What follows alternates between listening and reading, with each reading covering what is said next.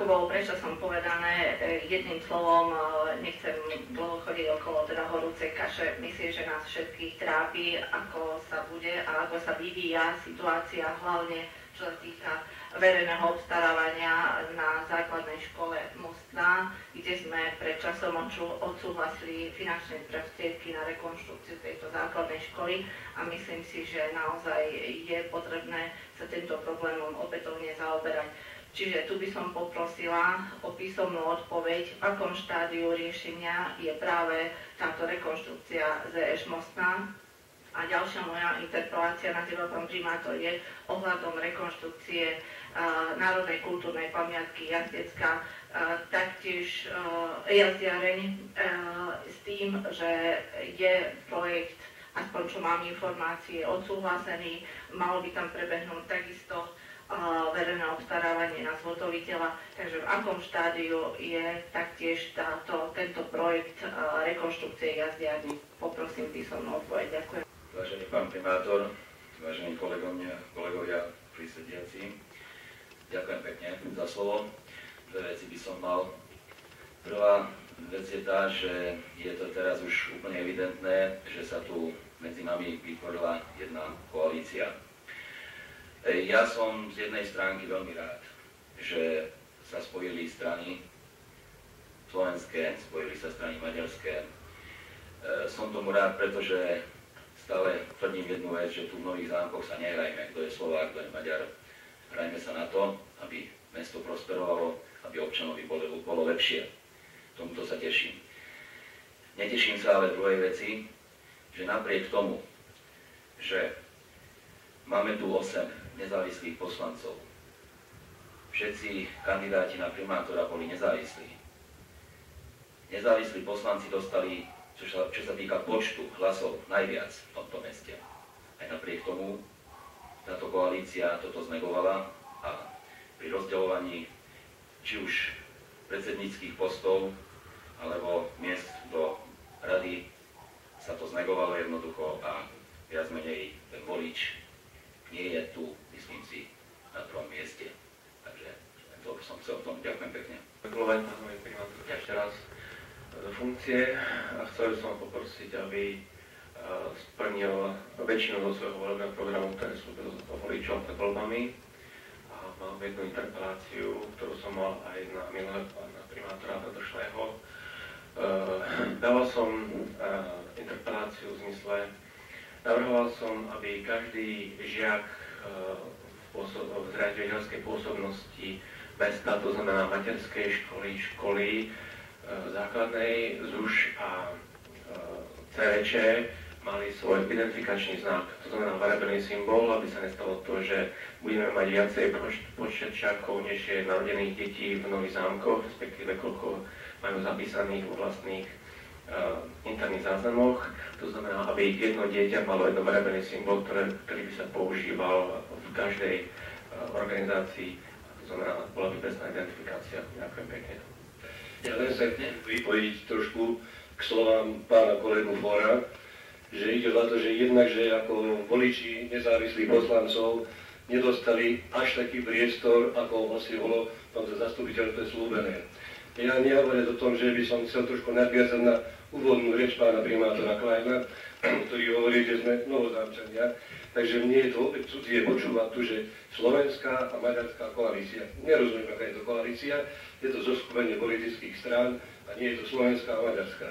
To je jedna vec a ja si myslím, že my ako nezávislí poslanci nie sme tu v opozícii a chceme spoluťahať a neviem, prečo sme boli pomernú veľkou čiastkou vynechaní.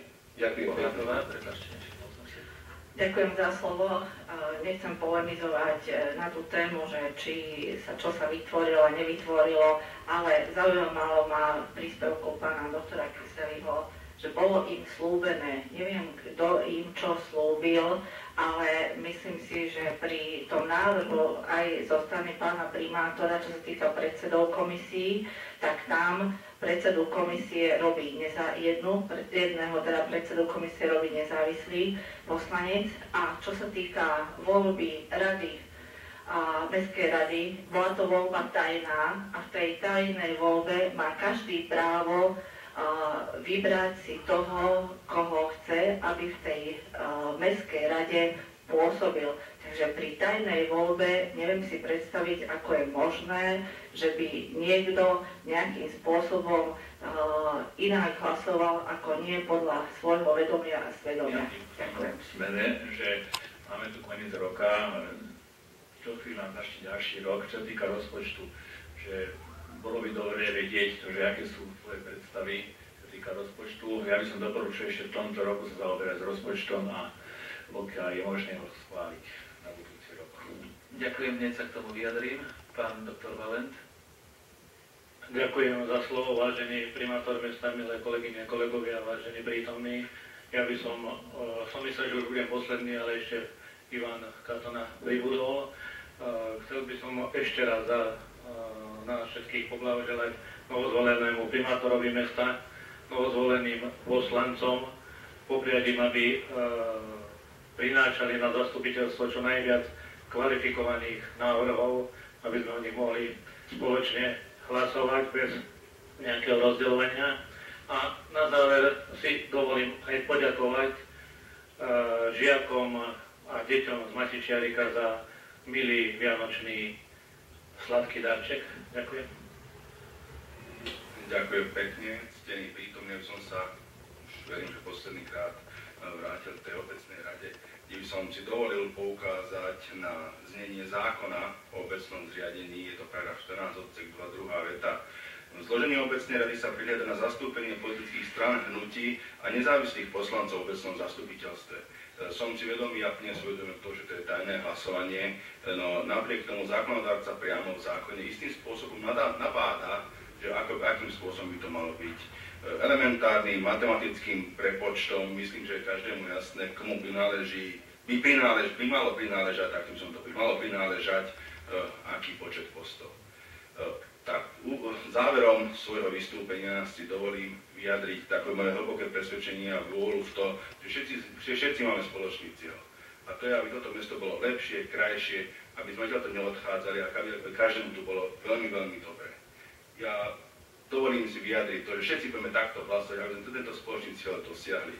Zároveň želám všetkým prítomným hlavne bohatého Ježiška, keďže sme boli všetci dobrí a verím v spoločnú budúcu a dobrú spoluprácu. Ďakujem pekne. Keď sa pán inžinier Vrzák bude zaoberať tým hlasovacím zariadením a nebudeme tam teda mať tie tituly, tak poprosím, my sme, niektorí teda viete presne výsledky volieb, tak my sme nekandidovali za SK, my sme kandidovali za koalíciu politických strán, čiže poprosím, aby tie politické strany tam boli vypísané a nebolo tam SK. Trestné mená boli vypísané, dobre? Ďakujem veľmi pekne. Celé trestné meno je vypísané, dobre? Nech sa páči. Tento hlasovací systém s týmto softverom je zhruba 7 ročný. Upgrade na novší stojí okolo 700-800 eur, čo sme zatiaľ nedali. Čo sa týka toho SK, samozrejme existuje nejaká koalícia, ktorá bola zapísaná volebnou komisiou a to je presný terminus technicus. Keď tento názor je zadáme na smer KDA ale má to svoj názov a ten názov... Nie, to je koalícia politických strán a sú vypísané... Milo ohľadom to byť tak bolo. To teda akože neviem, my sme to tam zadávali, tie fondy boli nakoniec také malé, že sme pristúpili k tomuto. Dobre, nie je problém a s tými menami tuším, že tiež je nejaký problém. Že systém vlastne on tam udržuje nejaké 3 zoznamy. Skúsim s tým spraviť niečo podľa vašich velaní, ale v tomto stavu sa ten nie je až také úplne jednoduché.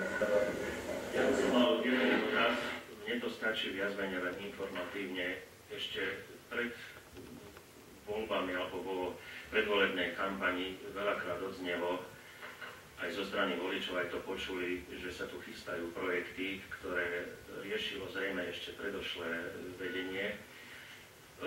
Mňa najviac zaujíma kruhový objazd smerom na Bratislavu a za 3 mostami na Šulianskej.